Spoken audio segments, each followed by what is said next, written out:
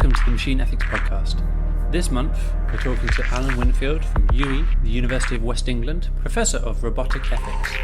We talk about how humans should innovate ethically, about robot standards and standards organisations, transparency as not a silver bullet, about how all autonomous systems should be transparent, and robotics as a scientific instrument to peer into our own makeup and our intelligence. You can support this podcast on Patreon at patreon.com/machineethics, and you can find us at machineethics.net. Thank you and enjoy the podcast. Hi Alan, thanks very much for joining me today on the Machine Ethics Podcast. If you'd like to just briefly introduce yourself and tell me where you're from, and that'd be great, thank you. Hi Ben, well it's great to be here. So I'm Professor of Robot Ethics in the Bristol Robotics Lab. You're almost the perfect person for this podcast because it's the Machine Ethics Podcast, and you're at UWE for robotic ethics, which is fascinating. So was that a post that was almost created for you? Was that something that was put together as part of the robotics lab, the engineering departments, or anything like that? No, it's not as complicated as that. So I have been a professor of electronic engineering, or should I say the professor of electronic engineering, for many years, 25 years or so. Right. But about a year ago, the Vice Chancellor wrote to me and said, would I like to consider changing my title to Professor of Robot Ethics? And I thought about it and said, yes, that would be great. Thank you. Amazing. So as simple as that. Steve West, our Vice Chancellor, was and is very supportive of my work in robot ethics, and I think he wanted to kind of acknowledge that that's perhaps where the focus of my work has moved to. I mean, I still do, if you like, non-ethics related robotics research, but I would say probably 60 or 70% of my work is focused on robot ethics, and even a number of my research projects are explicitly about robot ethics, or more accurately, machine ethics. Yeah, I mean, you've taken the words out of my mouth there, because robot ethics kind of, for me, sounds like an embodied systems and the ethics of those embodied systems, I guess. Whereas machine ethics is probably encapsulates that and is a bit broader. Machine ethics really refers to the problem of how to embed or imbue ethical values or ethical rules into AIs or robots. But it's worth just reflecting, Ben, that there are kind of two sides to the coin. So I tend to work a lot in the ethics that, as it were, the human ethics of doing AI and robotics, which is not machine ethics. I mean, essentially, the distinction is that most of the work that I do is actually about how humans need to behave ethically and responsibly in developing and deploying robots and AIs. Right. Whereas machine ethics rather more specifically refers to the other side of the coin, which is how the AIs and the robots can themselves be ethical, which is a together more difficult and challenging question. Yeah, and I think you mentioned that kind of dichotomy in your speech at CogX in London a week or so ago, that I saw your presentation, and it was really interesting that you have, because it's almost obvious, but I think not necessarily talked about so much, that you have the human side, where the implementation side, and then you obviously have the autonomous system side. So you kind of need to separate those things out, or you do that to make it more useful to talk about the ethical side of both of those things, and one is more of a technical challenge, and the other one is kind of more of a social challenge, I guess. Yes, I mean, it has to be said that the problem of how humans should be ethical is much more pressing and urgent, of course. Yeah. Given that right now, zero, as it were, real robot and AI systems have embedded ethics, or at least not explicitly embedded ethics. All systems, to some extent, kind of implicitly embed, if you like, the values, even unconsciously, the values of their designers. But there are no systems that are explicitly ethical in any sense. So, that remains a research question, how to do that. But it certainly doesn't have the urgency of the problem of how we humans need to innovate responsibly and ethically and deploy and manage our systems ethically. So it's as you say, the bigger question is more of a societal problem. It's a problem of and in particular, I mean, people often say, well, what does that really mean? How can you really effect change? And my answer is through developing standards. Yeah. So I'm very involved, therefore, in the development of standards, and in particular, ethical standards that are about the how we can ethically design and develop robotics and AI. Right. I actually took a sneaky peek at some of your information online, and there's quite a list of standards bodies or organisations that you are affiliated with. I mean, there's the IEEE. There's a UK based one. There's the Future of Intelligence. There's all these different organisations. Are they all doing different kinds of things, or is there one particular standards organisation which you can point people? Yes, I mean to start, as it were, chronologically at the beginning of my work in standards, which really follows on from the EPSRC principles of robotics, which and that really was my first engagement in robot ethics. Now, right, those principles are not a standard. They're just a set of, if you like, a code of conduct, a set of ethical principles that we hope that roboticists will adopt. But that kind of led to me becoming involved in a working group within the British Standards Institute, the BSI. And over a number of years, a group of us drafted a standard which was in fact published in April 2016, just over a year ago. It's called BS 8611, and the full title, I think, is Ethical Guidelines in the Design of Robots and Robotic Systems.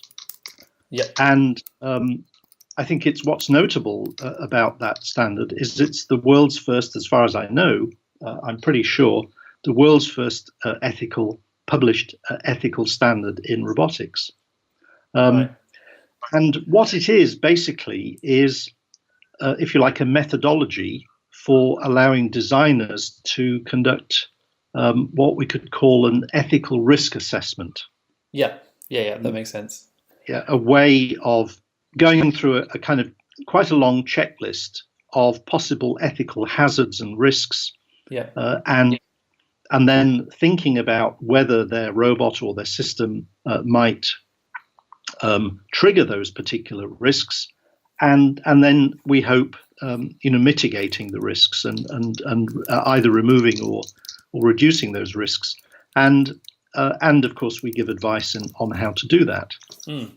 So it's a kind of if you like, a toolkit for an ethical roboticist.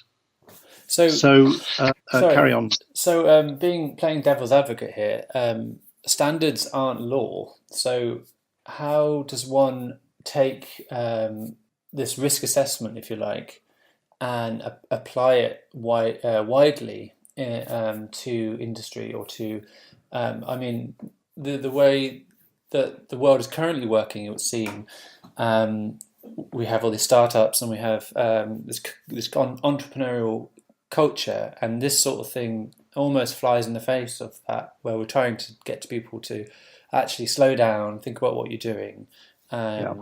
anticipate what your systems might impact.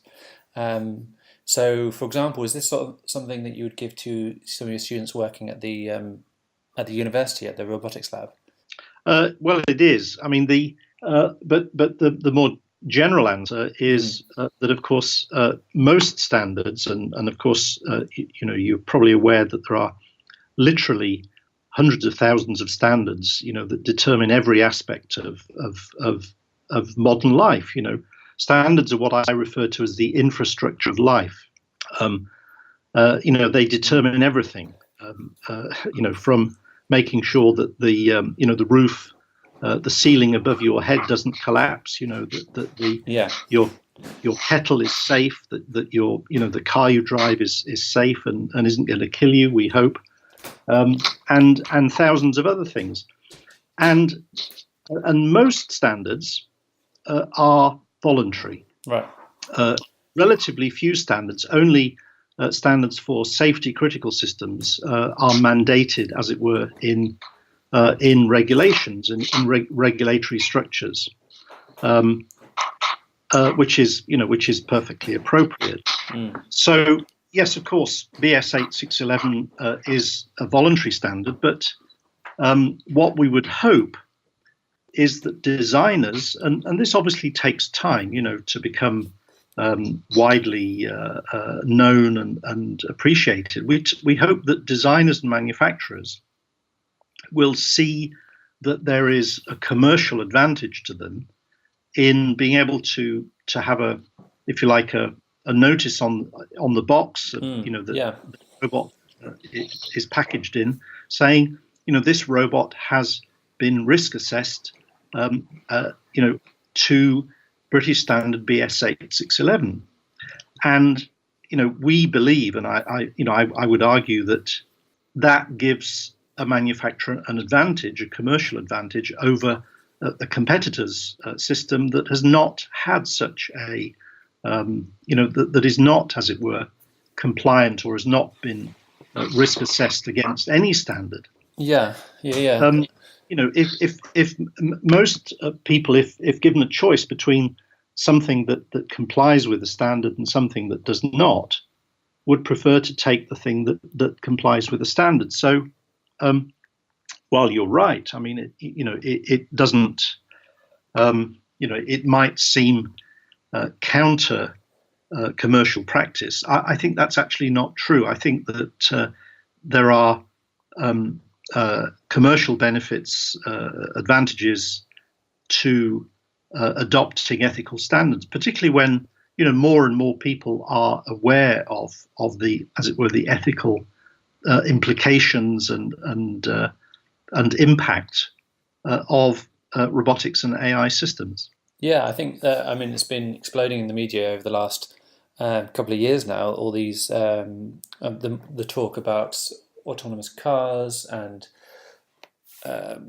diagnostic doctor robots and this sort of thing. It seems like they can't go a day without having some sort of debate in the newspaper, whether it be good or bad or the end of our jobs. So I would presume that people are becoming a little bit more au fait with the idea of autonomous systems, and if not, then hopefully the idea of having a stamp of approval or some sort of standard, which we see a lot with electronics and other things. So why not kind of adding this sort of transparency almost to algorithms? Well, that's right, and in fact, in using the word transparency, you've led nicely to the bigger ethical initiative, which I became involved in last year, the IEEE Standards Association, which launched early in 2016. What it calls its global ethical initiative in AI and autonomous systems. And the important thing here is that this is a very highly regarded international standards association, the very standards association that gave the world Wi-Fi, for instance. Otherwise known as IEEE 802.11. the technical Yeah. name for Wi-Fi. And so simply the fact that the IEEE Standards Association would regard this as sufficiently important to create this substantial international initiative is wonderful in my view. It really shows that AI ethics are being taken seriously. And that initiative has so far produced a kind of discussion document called Ethically Aligned Design. Mm-hmm. And spinning out of that, I think around 10 or maybe 11 standards in development, if you like, have been spawned, seeded, and one of them, it's called P7001, I'm leading, and that's a standard that we're working on transparency in autonomous systems. Yeah, right. And I think transparency, we talked briefly with Rob Wortham last time on the podcast, and he was heavily interested in the practicality of transparency and having robots which were able to maybe visually tell you what they're capable of. That would be a useful tool. And also perhaps programmatically tell you about what they're trying to do or trying to achieve, or what the autonomous element of their system was thinking, almost, not thinking's not the correct word, but trying to choose between given the data. That's and right. making Yes. that more visible. Yeah. Yes, and I'm very familiar with Rob's work on this, and indeed Rob and Joanna Bryson are both members of the working group, which is very good. Yes, I mean the driving principle for this new standard is the proposition that it should always be possible to find out why an autonomous system made a particular decision, which of course is much easier said than done. And we recognise from the outset that transparency is not one thing. So the transparency that an elderly person might require from her care robot is quite different from the transparency that the engineer who fixes it, or the test engineer who certifies its safety. They will require quite a different kind of transparency from the user. And we've identified, I think, 5 different categories of stakeholder. And we're essentially we've started to write a set of kind of measurable, testable levels of transparency within each of those categories, from 0, so no transparency at all, to full transparency, so that that would be a kind of gold standard system. So, P7001, if we can get it approved and published, which, this is a long process, taking a number of years, will be, like BS 8611, it'll be voluntary, but it will be testable, so that, that again, companies could say, yes, this robot, meets P7001 transparency levels, I don't know, 3, 4, 5, and 5 and 4, for the 5 different stakeholders, and that will mean something. And of course, it may well be, and this is typically the way standards work and regulation, that elements of the standard might become mandated. So, one of the stakeholders is an accident investigator, and if you take the case of driverless cars, it may well be that governments, well, I hope they do, decide that driverless cars, and in particular the autopilot of driverless cars, will have to have a certain minimum level of transparency in order that accident investigators can actually do their job. Yeah. So there's an example where, if not a whole standard, at least parts of it may, we hope, become, as it were, embedded into legislation. Yeah. Yeah. Yeah. I think obviously with the embedded systems like robots and autonomous cars, that becomes apparent, I guess, how you might add a certain amount of transparency given that they are physical objects. But do you think some of this will go into other things which are less physical? For example, would some of these standards also apply to stock market algorithms, or some of the ways that websites show you advertising, or you might like this Absolutely, yes. systems? Yeah. Yep. The short answer is yes. I mean, what we're trying to do in 7001 is write a standard that applies equally to, as it were, soft AI systems as well as physical robots or physical machines. You know, the as it were, the qualifying characterization of all of these systems is that they make decisions autonomously. So any system that has autonomous decision making should be transparent, and that includes, you know, everything from, as you say, an automated trading system, a medical diagnosis AI, or even, you know, a search engine. You know, a search engine is an AI that makes decisions. The decisions it makes are to what to display on your results page, your search, you know, results page. Yeah. And although, you know, it may not appear to be so consequential, well, you know, these things are consequential because you can change people's opinion by manipulating what they see on their search page or on their Facebook page.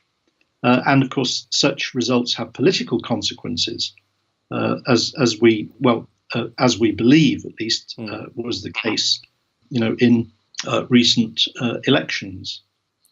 I think even if there wasn't foul play at play, we could safely say that the internet has had an effect on how those last two elections went, regardless of whether people were manipulating the system. The system's still set up in a way that has an algorithm which populates the things that people like, and we have a lot of things like the filter bubble and books like that which discuss those things further. Yeah, I think exactly. This really illustrates the fact. I think it's incontrovertible that all autonomous systems, all AIs, have ethical consequences. Definitely. Even those systems that may appear to be rather benign, you know, what can possibly go wrong with the search engine? Well, I think we now know, you know, the answer to that. Yeah, I think the way I think about it is there was I don't know if you heard about this at all, if you're interested in computer games, but there was a case of a computer game getting left on for many, many years. And when someone logged back into it, they realized that all the AIs in the game, I think it was Quake Arena or Unreal, something like that, they were all stood around not shooting each other, which they're normally programmed to do. And there was this kind of equilibrium met. But as soon as the player started moving, then everything shot each other, and then the game crashed. So if you have a perfect system which doesn't actually participate in touching the real world or any users at all, then you can do what you like almost. But as soon as you're touching the eyeballs of a human being, or have any physical bearing on the world, then you have ethical implications there instantaneously. And that's kind of the way I think about it. Yeah, I Doesn't didn't operate know in about that. isolation. Yeah, it's quite a funny one. Yeah, so I kind of I like to think about games in probably the same way you think about robotics as kind of like a test bed for implementing these AIs and things. I have a hard question here. So we talked a lot about mostly this kind of societal side of the equation here about when we are making intelligent systems which have some sort of autonomy, how are we going to go about that, and can we produce standards and such? Is there anything that you can see on the other side, some sort of computed ethic or way of doing things which fits into the technical side of things? And that has a lot to do with autonomous cars, obviously, but other systems, how do we program ethics? It's the broader question. Yeah. Well, I mentioned earlier, Ben, that it's Mm. more difficult. In fact, very few people have tried to do this. And broadly speaking, it's a handful. You can count them on the fingers of actually less than the fingers of one hand. But the approach is essentially split into two. One, you try and train your robot or your AI to behave ethically by showing it examples of as it were ethical and unethical behavior, or perhaps by simply, as it were, remarking or feeding back to the system, yes, that behavior was good, that behavior was not good, and so on. I suppose you could say that's teaching a robot right from wrong. Right. The other approach, which is one that I've done work in and am doing currently work in, is to hard code the ethics, to effectively provide a set of ethical rules, not, in fact, very dissimilar to Asimov's 3 laws of robotics, that essentially determine the robot's ethics, determine the robot's ethical choices. So those broadly speaking are two approaches, and there is certainly a small number of experimental tests that have demonstrated that both approaches can result in at least minimally ethical robots. Now, whether those techniques, whether those experiments go far enough, well, I think we can say they don't go far enough, that there's a huge amount of work to be done, and it may well be that future ethical robots, robots with ethics embedded in them, may need a combination of learning and hard-coded ethics. In fact, you might have a hard-coded ethics layer, which is the default layer, and then a learning layer on top of that might allow some variation, some nuance, if you like, in ethical behaviors. But it's really this is a field. Although there's been quite a lot written theoretically and thought about over some years, there are only a handful of people who are actually trying to implement ethical systems in robots and AIs. So it's a very new field of work with an enormous number of questions and problems. I mean, one of the and in my mind, it's even an open question as to whether we should embed ethics into robots at all. You mentioned driverless cars. Well, clearly, driverless cars will make decisions with ethical consequences, possibly disastrous consequences. But before we start embedding ethics into cars, we need to be absolutely sure that those ethics are completely and utterly secure. What I mean is secure from hacking. Right. I mean, we did a year or so ago. We did a very simple experiment in the lab where we demonstrated that it's in fact extremely easy to change an ethical robot to an unethical robot. In fact, we tried 2 kinds of unethical robot: an aggressive robot or a competitive robot. And it was less than 1 line of code that needed to be changed. Were these kind of hard-coded situations that you were referring to? This was a robot with hard-coded ethics. And it really just illustrated how easy it is to make an unethical, or at least to transform an ethical robot into an unethical robot. So, unless the ethics can be absolutely secured from hacking or even gaming, Yeah. then I think it's not a technology that should be deployed. I think that, the point is that in my view, it's preferable to have robots with no ethics than robots with bad ethics. That's interesting. In fact, we wrote a paper called "The Dark Side of Ethical Robots." You can find that online. That explains the experiments we did and just how very straightforward it is. So, I think that lesson from that work is that simply because we can, in principle, build ethical robots doesn't mean we should, because there are all kinds of consequences, and of course, in the real world, it's very hard to make systems absolutely secure from hacking or from gaming. Yeah, and I think there's the adverse. What's it called? Adverse thing which will happen if you do lock down some ethic, and then we then decide that that ethic is wrong or needs updating, then we have a problem there as well.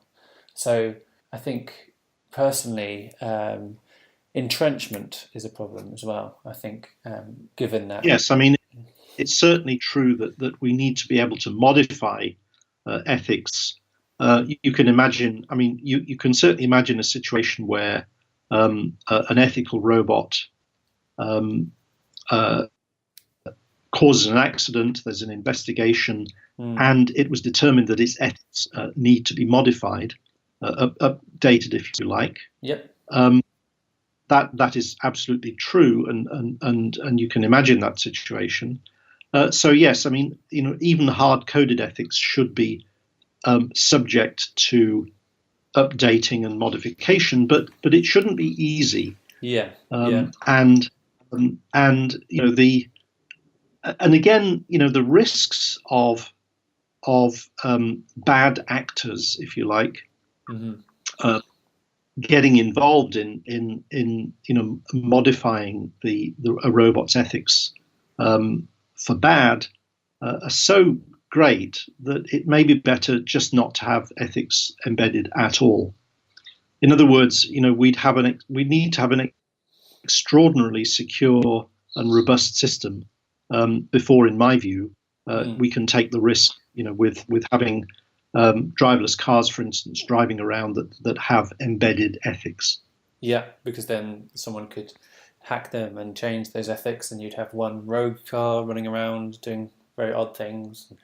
Yeah, even worse if the, as it were, the hack were somehow embedded in a virus that was able to be propagated across the entire fleet.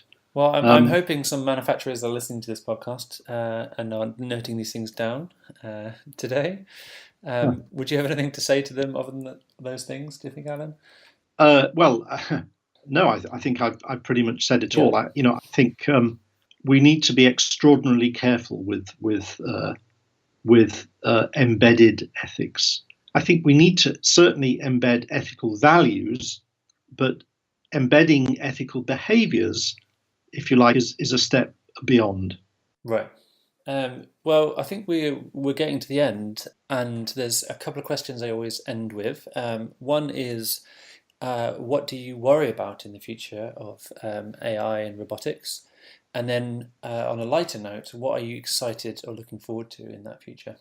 Okay, well, to start with what I worry about, I think the two biggest ethical concerns that I have in the near future are, number one, the extraordinary gender imbalance in robotics and AI. That it's simply a fact that most of our robotics and AI systems are are envisioned and designed by men, often youngish white Western men, and that means effectively that half the world's population, the women in the world, are not, their values are not reflected. I mean, I'm not saying that, of course, women and men have radically different values, but nevertheless, unconsciously, even with the best of intentions, males tend to envision a male view of the world, Yep. and those values are embedded even implicitly in their products. So I think that we really need to work extraordinarily hard to increase the number of women in AI and robotics, ideally so that the situation is gender balanced. And of course, we also need senior women who are, if you like, driving the vision of the kind of AI and robotic systems that we want in our future. I think that's really important, something I feel very strongly about. Yeah. The second thing, which I also worry about, is wealth inequality. We already see that a small number, a handful of multinational AI companies are making a vast amount of money, truly vast amount of money, and in essence own most of the AI in the world. My concern is that we should all in society should benefit from the wealth created by robotics and AI, and at the moment that simply isn't happening. If anything, the trend is towards greater inequality, wealth inequality. It's a fallacy that the Luddites were anti-technology. They were not. They were anti-starvation. And when you also bear in mind, Ben, the fact that the companies that are making fortunes out of AI and robotics, particularly AI, are actually their innovation is based on publicly funded research that you and I, the taxpayer, funded university research, some of it military research, but all publicly funded. So it's perfectly reasonable, therefore, for us, as it were, the taxpayers, the taxpayers of the world, to expect to share, as it were, a premium from that investment that we all made through our taxes.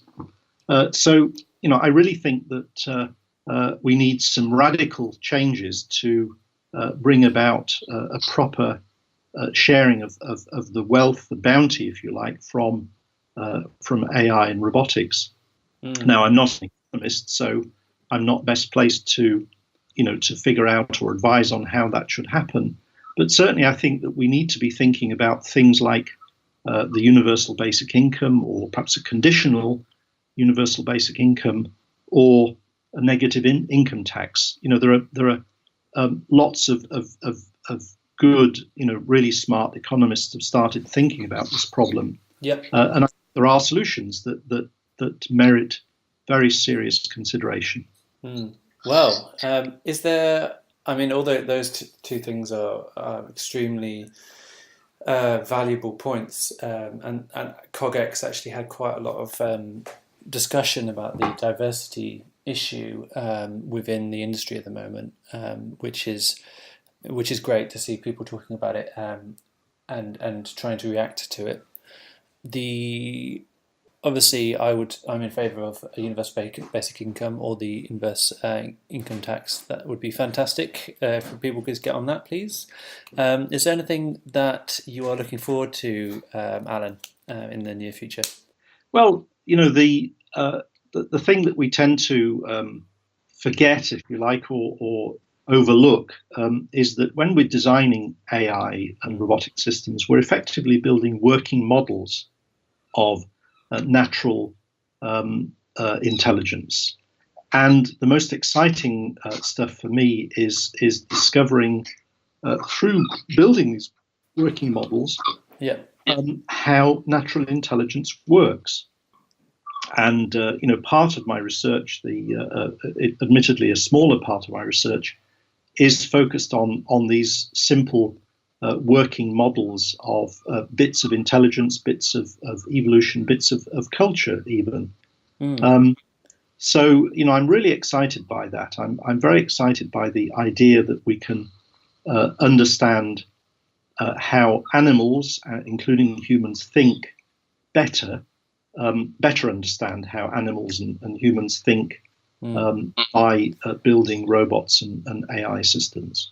Yeah, and I think there's a lot of work going on in neurological science to do with systems mimicking nature and learning more about nature and intelligence from those systems, and then that begets more experimentation in these kind of artificial systems and feeds back in, and it's kind of a virtuous cycle almost, I think.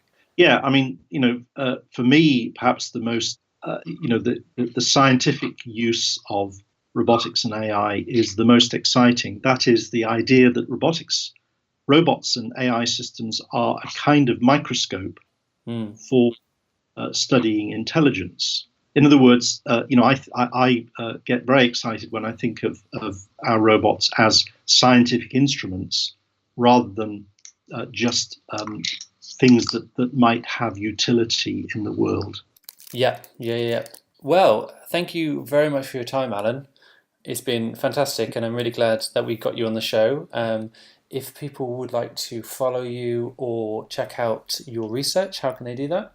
Well, it's easy to find me online, but I have a blog which people I'd be delighted if people visit that. It's just alanwinfield.blogspot.com.